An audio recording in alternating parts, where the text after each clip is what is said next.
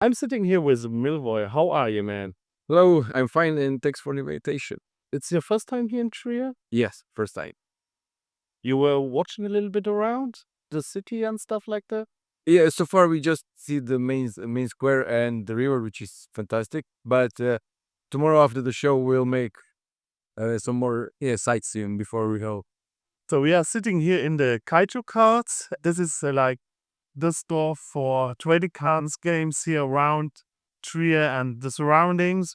This event is made also by Tokyo MCG, who are dealing with Magic cards, with like the dealer for Magic card here and worldwide. How did the contact came? We know Heiko. I know Heiko for years, and before Trier, when he was still in Japan, we made playing for our guesting in Japan, and it had to be in 2020. And we all know what happened in 2020. Everything was shut down. We already have airplane tickets for Tokyo, for Japan, and then COVID destroyed everything. So 5 years after, we start to talk again last year at Amsterdam in 2024, and then Heiko introduced me to Ryuta, Japan. So this year in January we've been to Japan, and as I also talked to Heiko, it will be shame that we don't meet again. So why don't we make same thing in Trier, in your store, Germany? So here we are now. Yeah. If you were a Magic card, what ability would you have and how would you use it to annoy your opponents? Probably be one of my cards, like over familiar, because I heard that at the event that annoy a lot of people, especially in that witch oven combo. But I find out it's not a real card, but I sure that everybody saw it, like Chuck Norris card. Bam, you're dead, so the magic is over, you know. You just put Chuck Norris card and everybody's dead. I think let's go also over in the second question a little bit. Is there an illustration of yourself that you secretly sneak into a magic set and nobody noticed? You mean in illustration, like myself? Yeah. Yeah. I didn't paint myself, but Or it's inspired by yourself. sorry. Or it is inspired by yourself, the card, by your persona. Well, uh, whenever I get some cards, I first read the description and what character. Sometimes the character is already existed. Sometimes I design my own character, but it must be in the mood of the card. And if it's funny, the character, it must be funny. Like Grunguli, the character I painted for an Eldraine, Ayin. Uh, it's goblin, like smuggling shady seller of that suspicious shroom. I found the inspiration in Delboy character from the UK show, a UK TV show, Only Fools on Horses, because that was the character. When I read the description, I said it might be like this. So I even gave them that teeth, that tooth that reminds of the. Have you ever looked at an artwork and thought, I'd rather play this creature than my own favorite combo? You mean combo with my cards, or Yeah, the deck you have when you are playing. that's the problem when you are playing. I just started to play 3 weeks ago, and I just learned few basic steps in Magic. So for now, my experience is you draw the card, then you tap land, and then you're dead. So that's for now Magic for me, you know. But everybody said, "Oh, you must forget kill like 100 times." And then you start to enjoy the game, because for me it's hard to have all abilities of each card in mind, because when you're playing, then you have all the cards. You know what they do. You have when you see the card, even you don't have to read the text. I must read every card, and even when I read the text, I forgot because I'm paid attention to other 4 or 5 cards and the next 5 cards from my opponent. So it's just too complex for me, you know. But how it comes that you are now you are designing now for like how 9 years. 9 years that you just now started? Uh, it was not first attempt. I started. My first attempt was like more than 20, 24, 20 so years ago, when my friends from Croatia, we were at the party, and they were still playing that old format of 5 players. Yeah. And it was 3 a.m. We was already, on party, half drunk and having fun playing guitars. And I said, "Oh, we need a fifth player for the game. We'd like to jump in." I said, "Yeah, how do you play Magic?" And they tried to explain me full Magic in 2 minutes. In 3 a.m. It was like, nah, it's too much. Because they already play for years and it was something new for me. So, and every next time it was something that stopped me. Yeah. Like my friend who was from the Magic store from Croatia. Yeah. We've been in the same flight from London GP to Croatia. And we're sitting and he was explaining all the rules during the flight. He said, "Okay, now we will take the cards and make a test game." And at that moment, you can hear the captain. "This cabin crew is speaking, prepare for landings." No, and it doesn't have, and it's always something. So basically, only 3 weeks ago, with friends in Italy, we have 1 week that we learn how to play. We got that foundation box with already prepared decks, and then we just, play. If you could name a magic card after yourself, what would its type and flavor text be? I don't know. Chatterfan. Chatterfan. And its flavor text? Flavor text would be on my cards. I don't know. Go nuts. Have you ever secretly inspired card ideas that actually made it into the set without being officially credited? You mean like hidden things? Yeah, that you just named that Easter eggs or something like that? Ideas. that the card from you designed or an idea from you got designed and you don't have like the query. You have like when you have your card, you have like always your credit, but that it doesn't just show you your name on it. Oh no, never. No. Every card I made, it was printed with my name, like 100% perfect. Yeah, there was no mistake. Was there ever a magic moment that frustrated you so much you wanted to redesign your whole set of cards? You mean some existed cards? You were designing cards like for a set. You were like, "Oh no, I'm so frustrated. I start redesigning." One thing happened. Maybe that's not the right answer, but when I heard first time that it will be Kaldheim set, I was like, yeah, it's Vikings, Norse mythology, and magic. Perfect match. Because I also made my own Norse mythology book. Yeah. Yeah, you saw it. Yeah. And that was the only set that I wish I had more cards. Because it was, the best match ever. Norse mythology and magic. And you? I got 3 cards. It was Halvar, the god. Yeah. It was the Sword of Realms, a battle god, Sword of Realms, and it was the Arni Brokebro. But I wish I had more for this set because it was, Norse mythology and magic. Which magic creature would you most likely to invite for one lunch in real life and why? In real life, right? Earl of Quirrell. I paint that creature, and his posh royal squirrel. So good dining.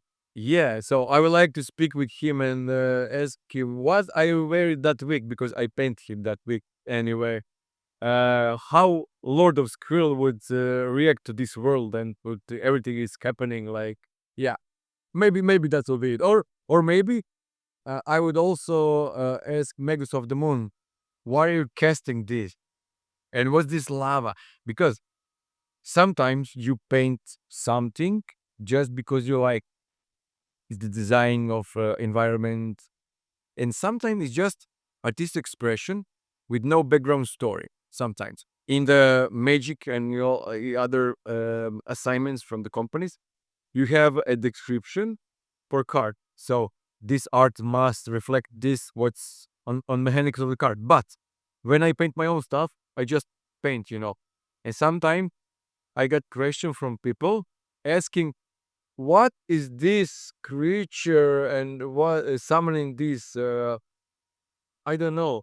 But you painted. Yes, I painted painting with the creature or with wizard summoning army. Is that his army? I don't know. I have a question for 5-year-old boy in America. He saw my awakening piece. It was my personal piece where it's huge gargantuan, two-headed giant, chained, rising from some cave, from some lava, and there's small army in front of him. And this kid asked me, "Is this his army?" It could be. I don't know. Why did they wake him? I don't know. Actually, they did wake him. Couldn't just leave him sleep. I mean, I don't know. And how big is his bed? I don't know. But you painted this. Yes, you enjoyed the painting. I don't know background story because there is no background story. But this kid asked me all the details that I didn't know the answer. So it's open to interpretation, right? But that's also cool at Magic that you get like, you look at the card and this card tells the story. Yeah. So Yeah. And at events, I heard different stories from the players because for me, it's job, it's assignments, it's commission, it's my creativity, my combination with the description. But players have their own interpretation and what the card means to them. yeah, And I told you 5 minutes ago the story about Podol Familiar. Usually I have at events at least 1 or 2 players who come to my booth like, "Man, you know how much I hate and love your card at the same time?" He said, "Yeah, I know. It depends if you play with or against that card. Which Owen, Call of Familiar. Which Owen, Call of Familiar, bang, you're dead." yes. Have you ever sneaked a famous person into an illustration as a mini homage? No, because there's some rules in Magic that if you display someone from real life, that could be potential problem issue with legal, legal parts of business. Like somebody could say, "I didn't want to be on this card. I will sue the company," or Yeah, And especially in the US, this is an American company. They're really, really paying attention for this, and there's no connection between real characters. In example, if you paint some guy that look like some politician, you won't do this yeah. because you will print the card, and whether it's a good or bad guy, in few months it can be terrible, and you don't want to ruin your brand. So yeah. Is there a magic land type you'd actually want to live in, and which card would be your pet? You mean the land like basic land? Yeah, the basic lands, or also fetched lands or something. I didn't saw them a lot, but I like islands and mountains. I like mountain. So island or mountain? Mountain. Okay, mountain, not island, mountain. And which pet would you take with you there? Pet? Pet, also a creature, pet, a wolf or squirrel or something. Probably a dragon because they're big and strong. If magic would be a horror movie, which of your illustration would be delivering the jump scare, and why? Tough Cookie. I mean, already painted in Tough Cookie those scary cakes with terrible faces. So yeah, it definitely would be Tough Cookie. Yeah. But like a fucked up Shrek version. Shrek was the actual inspiration for my cards on this set because when I heard this, when I wrote this description, I was like, it's Shrek, but like in twisted version of Shrek. So that was the interview. I hope you liked it. I liked it a lot. And the last words belong to you. Okay, first, thank you for watching this, and I hope we meet here in Trier and later in other events. And I have plenty more cards that will be released, but since I'm under NDA, my lips are sealed. I won't tell anything, but you will see in upcoming months what's preparing next. So stay tuned. So we have thank you at the Kaio cards. Thank you at Tokyo MTG that I could do the interview. Thank you for your time. And we have something for the viewers. We have an artist-proof card which you designed for Magic. So artist proof cards are like, you can explain it better than. Okay, so artist proof is a white back shape, so it's not real card, it's collectible. That means that only artists get artist copies of their art, the card, and they're extremely limited. Like usually it's 30 for foils and 50 for non-foils, depends. Sometimes 55, but usually it's 30 and 50, and they're never ever printed again unless they're reprinted in some other set, but they have different code. But if you have 30 cards from, I don't know, Eldraine, and you sell them out, they're gone. So they're collectible.